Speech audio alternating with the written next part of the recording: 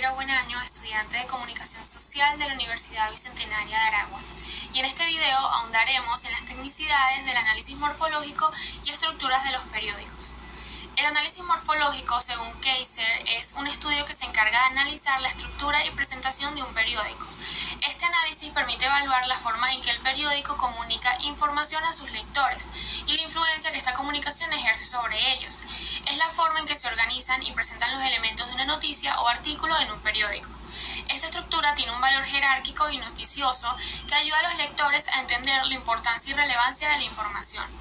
Es, según Marcelo Braz, diseñador y comunicador visual, lo que se conoce como morfología de la prensa es el estudio de una publicación tal como se presenta a los lectores. ¿Cuáles son los elementos que permiten su reconocimiento como lo que es un periódico y no un libro o un folleto, este periódico y no tal otro? El reconocimiento y la diferenciación de sus contenidos.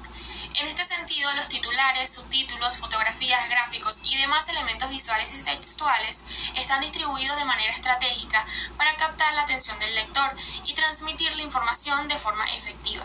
Es importante que el mensaje sea claro, preciso y objetivo para garantizar una comunicación efectiva con el público objetivo. Sigamos con los elementos del análisis morfológico. Kaiser divide el análisis morfológico en tres partes.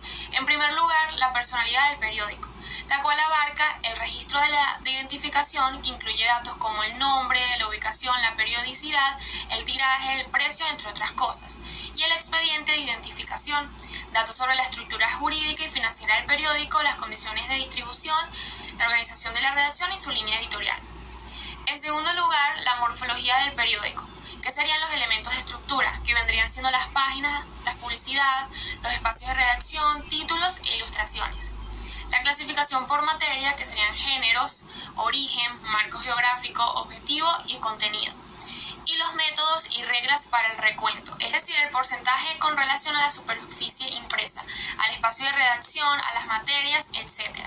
En tercer lugar, la valorización, la ubicación, paginación y lugar en la página, los títulos, la importancia real, columnaje, altura, espacio, caracteres, importancia relativa y contenido. La presentación, que serían ilustraciones, tipografía y estructura, y selección, que es comparación entre periódicos para determinar qué información publica uno y no otro. Sin embargo, el artículo Morfología y Diseño Periodístico de Marcelo Braz describe la estructura del periódico en términos de sus elementos físicos, lingüísticos y no lingüísticos. También se entienden como estructura externa e interna, así como la organización de estos elementos para crear un diseño atractivo y fácil de leer. Entre los elementos físicos se consideran el tamaño, ya que el tamaño del periódico puede variar, pero los más comunes son el tabloide y el estándar. La forma del periódico suele ser rectangular, aunque algunos periódicos pueden tener formas más inusuales.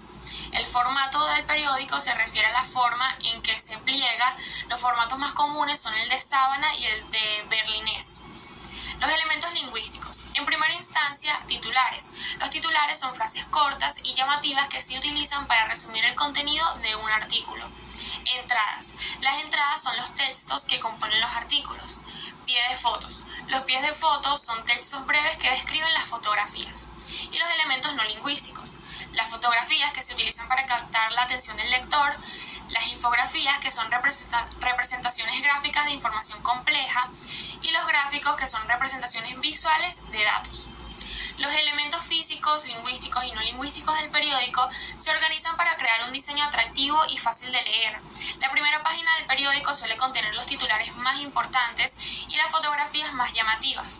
Las secciones del periódico, que serían las agrupaciones de contenido relacionado, se organizan por tema, como noticias, deportes, negocios, cultura y entretenimiento. La tabla de análisis morfológico.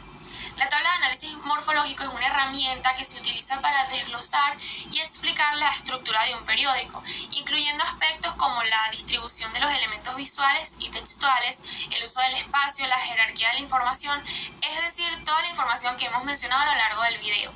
La tabla del análisis morfológico es una herramienta que permite organizar y sistematizar la información recolectada durante el análisis. Cada elemento de la tabla corresponde a un aspecto específico de la estructura y presentación del periódico. Supongamos que estamos analizando dos periódicos, A y B.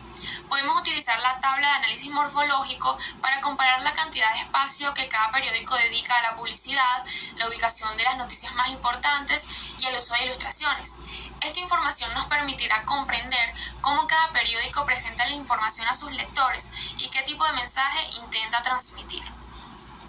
Para concluir, quisiera agregar que el análisis morfológico es una herramienta útil para comprender cómo los periódicos estructuran y presentan la información a sus lectores. Este análisis permite identificar los elementos que le dan valor a una noticia y comprender cómo el periódico intenta influir en la percepción de sus lectores.